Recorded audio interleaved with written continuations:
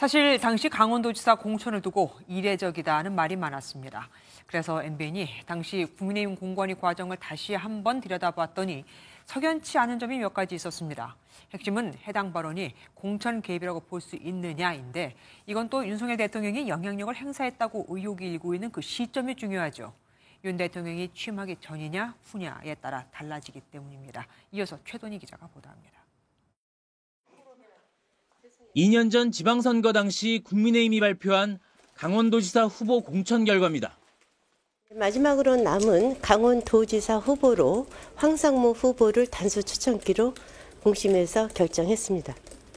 각종 여론조사에서 수위를 달리던 당시 김진태 전 의원은 공천 배제됐습니다.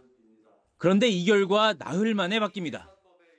본인의 사과가 있었고 그것을 저희가 진정성이 있다고 이렇게 공관위원들이 판단했습니다. 공관위가 강원도지사 후보를 경선을 통해 결정하기로 재의결한 겁니다.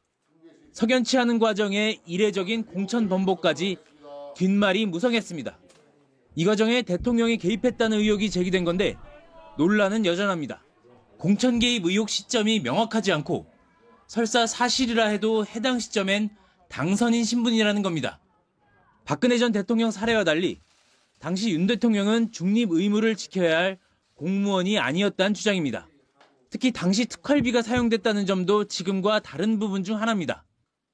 때문에 당내에선 공관위의 의견 개진을 했더라도 구체적인 행위가 없으면 선거법상 문제가 있다고 보기 어렵다는 의견이 나옵니다.